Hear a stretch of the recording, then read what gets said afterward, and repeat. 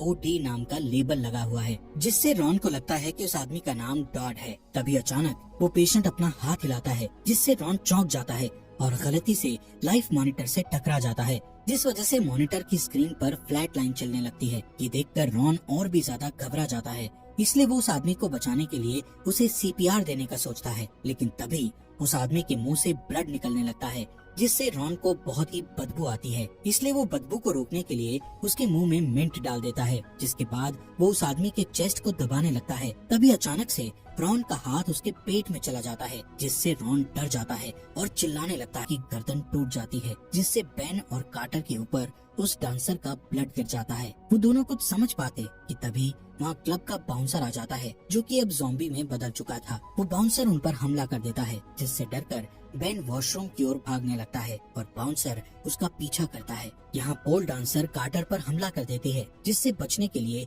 Quarter एक टूटी हुई बोतल को उसके सिर पर मार देता है। दूसरी तरफ बाउंसर बेन को ढूंढ लेता है और उसके ऊपर हमला करने लगता है, पर तभी वहाँ डेनिस आ जाती है और उस बाउंसर को गन से शूट करके मार डालती है। इस बीच ऑगी रॉजर्स के घर जाने का फैसला करता है, पर जब वो उसके घर में जाता है तो उसे वहाँ कोई भी नजर नहीं आता। इसलिए ऑगी एक छोटे से बोर्ड पर रॉजर्स के लिए एक मैसेज छोड़कर जाने लगता है। इसी दौरान उसका पेट दर्द होने लगता है, जिस वजह से वो वॉशरूम में चला जाता है। तभी हम गार्डन में रॉजर्स को देखते हैं, जो कि अब ज़ॉम्बी में बदल गया था। यहाँ रॉजर्स ऑगी को वॉशरूम की खिड़की से देख लेता है और उसे खाने के लिए वहाँ आ जाता है, पर तभी ऑगी वॉशरूम से बाहर आ जाता है, जहाँ वो रॉजर्स को ज़ॉम्बी के रूप में देखकर चौंक जाता है, जिसके बाद रॉजर्स उस पर हमला करने लगता है।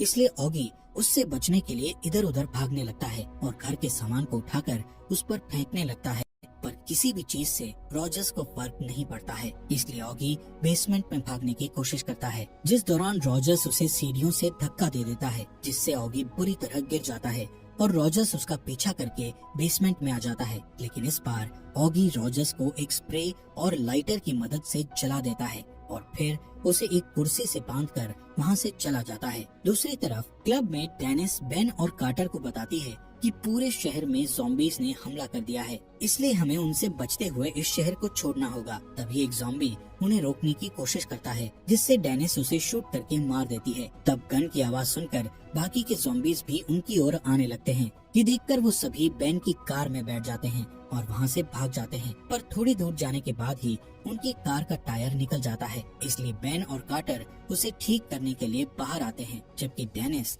ज़ॉम्बीज को उनके पास आने से रोकने लगती है, पर तभी उसकी गोलियां खत्म हो जाती हैं, इसलिए वो उन्हें खाली गन से ही मारने लगती है। जिसके बाद वो दोनों कार का टायर सही कर देते हैं और वहाँ से जाने लगते हैं, जिस दौरान एक ज़ॉम्बी तेज स्पीड से उनकी ओर आता है और कार की विंडो तोड़ देता है, जिससे डरकर बेन अपनी कार मोड़ देता है और मदद के लिए पुलिस स्टेशन जाने लगता है। जब वो पुलिस स्टेशन पहुँचते हैं तो उन्हें वहाँ कोई भी दिखाई नहीं देता है। तभी उनकी नजर एक मैसेज पर जाती है, जिसमें लिखा था कि सभी बचे हुए लोगों को सिक्योरिटी चेक पॉइंट में रखा गया है। यहाँ किसी को कुछ समझ नहीं आ रहा था, इसलिए बेन और कार्टर आपस में बहस करते हैं कि आखिर अब उन्हें क्या करना चाहिए।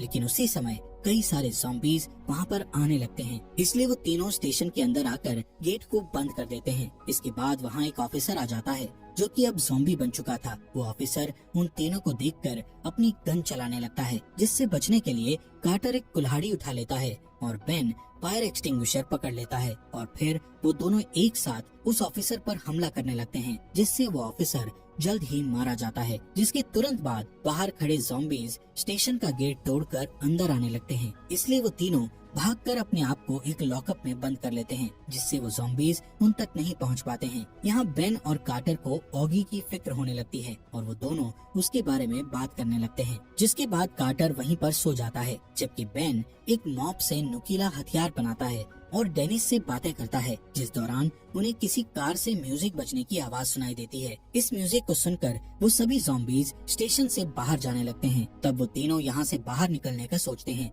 पर लॉकअप की चाबी बाहर टंगी हुई होती है, इसलिए बेन कार्टर से उसकी रबर्स लेता है, जिसकी मदद से वो चाबी उठाने की कोशिश करता है। यहाँ स्टेशन के बाहर हम ऑगी को देखते हैं, जिससे पता चलता है कि ऑगी ने ही कार का म्यूजिक ऑन किया था ताकि ज़ॉम्बीज़ का ध्यान म्यूजिक पर आ जाए, जिससे वो स्टेशन के अंदर जा सके। खैर ऑगी जैसे ही स्टेशन की ओर बढ़ता है तो वो गलती से एक कार से टकरा जाता है, जिस वजह से कार का अलार्म बजने लगता है, जिसकी आवाज से सभी ज़ॉम्बीज़ का ध्यान उस पर चला जाता है और फिर वो सभी उसका पीछा करने लगते हैं। ये देखकर ऑगी जल्दी से अपने फ्रेंड्स के पास आ जाता है, जिस दौरान वो गलती से लॉकअप की चाबी में पैर मार देता है, जिससे वो चाबी एक छेद में जाकर गिर जाती है। पर ऑगी उन्हें चिंता ना करने को कहता है और अपनी स्काउट से सीखी स्किल्स का यूज करके लॉक खोलने लगता है। तभी वहाँ एक ज़ॉम्बी आ जाता है। तब बेन उसे मॉप से हमला करके मार डालता है। इसके बाद वो सभी वहाँ से बाहर निकलकर भागने लगते हैं, जिस दौरान उन्हें रास्ते में एक ट्रक दिखाई देता है। पर जैसे ही वो उस ट्रक के पास जाते हैं तो देखते हैं कि उस ट्रक का ड्राइवर भी एक ज़ॉम्बी बन चुका है। यहाँ ऑगी को लगता है कि वो उस ड्राइवर से बात कर सकता है, इसलिए वो अजीब जानवरों की आवाज निकालकर उस ज़ॉम्बी ड्राइवर से बात करने लगता है और गाना गाकर उस ज़ॉम्बी का मजाक उड़ाता है। तब वो ज़ॉम्बी भी उनके साथ गाना गाने लगता है, जिससे सभी लोग एंजॉय करने लगते हैं। लेकिन अचानक से कोई उस ज़ॉम्बी पर पीछे से शूट करके उसे मार डालता है। असल में ज़ॉम्बी को एक आर्मी ऑफिसर ने मारा था, जो कि शहर में बचे हुए लोगों को बचाने आया था। यहाँ से सभी उस ऑफिसर की गाड़ी में बैठकर जाने लगते हैं, जिस दौरान ऑफिसर उन्हें बताता है कि ये वायरस बुरी तरह फैल रहा है और सभी लोग ज़ॉम्बी में बदल रहे हैं। तभी बेन को ध्यान आता है कि शहर में सीक्रेट पार्टी होने वाली थी, जिसमें कैंडल और उसके फ्रेंड्स जाने वाले थे। इसलिए बेन उस ऑफिसर को पार्टी में मौजूद लोगों के बारे में बताता है, जिससे वो ऑफिसर उन्हें बचाने के लिए निकल जाता है। पर जैसे ही वो उस जगह पहुंचते हैं तो उन्हें सारी जगह खाली दिखाई देती है, जिससे कार्टर को समझ आ जाता है कि जेफ ने उन्हें गलत एड्रेस दिया था। इसी बात पर ऑगी कार्टर का मजाक उड़ाने लगता है, जिससे उन तीनों के बीच लड़ाई होने लगती है।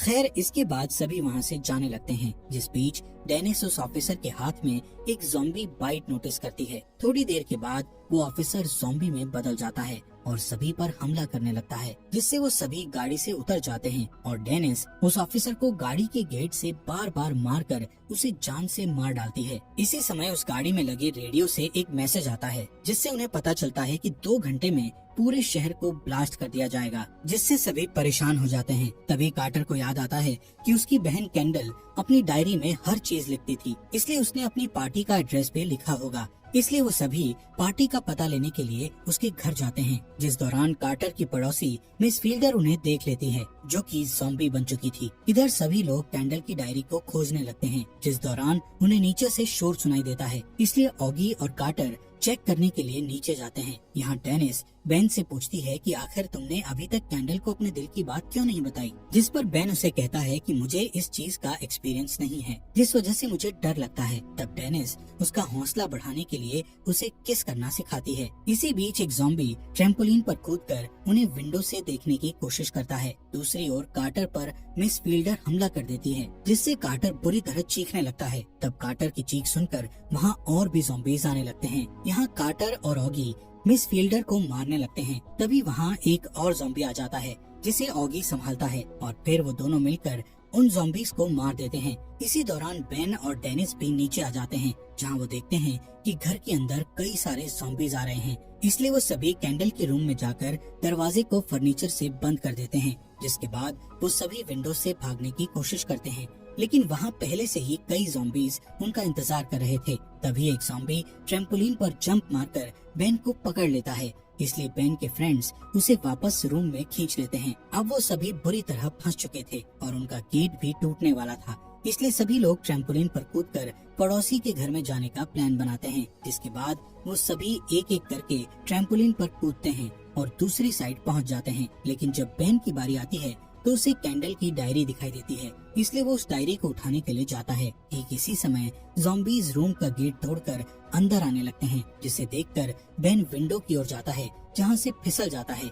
इसलिए वो एक ज़ॉम्बी को पकड़ लेता है। अब क्योंकि नीचे कई सारे ज़ॉम्बीज थे, इसलिए डेनिस सभी ज़ॉम्बीज का ध्यान अपनी ओर करती है, जिससे बेन ट्रैम्पोलिन पर गिरता है और अपने दोस्तों के पास पहुंच जाता है। यहाँ से वो सभी मिस फील्डर के घर में जाकर छिप जाते हैं, जहाँ उन्हें किचन से कुछ आवाजें सुनाई देती है। इसलिए वो चेक करने के लिए किचन में जाते हैं। तभी अचानक ऑगी के कंधे पर एक ज़ॉम्बी बिल्ली आकर बैठ जाती है। तब डेनिस उसे एक पेन से मार देती है, लेकिन वहाँ और भी बिल्लियाँ होती है जो कि ज़ॉम्बी में बदल चुकी थी और वो सभी बिल्लियाँ उन पर हमला कर देती हैं, जिनसे बचने के लिए वो सभी गराज में भागते हैं और मिस फील्डर की कार चुराकर वहाँ से भागने लगते हैं, जहाँ उन्हें रॉजर्स दिखाई देता है जो कि सड़क के बीच में खड़ा हुआ था। पर बेन वहाँ रुकने की जगह रॉजर्स के ऊपर कार चढ़ाकर निकल जाता है। इसके बाद बेन डेनिस को आर्मी से मदद लेने के लिए कहता है, इसलिए डेनिस एक बाइक लेकर आर्मी से मदद मांगने चली जाती है। यहाँ तीनों लड़कों को कैंडल की डायरी से उनकी पार्टी का एड्रेस पता चल जाता है, इसलिए वो तीनों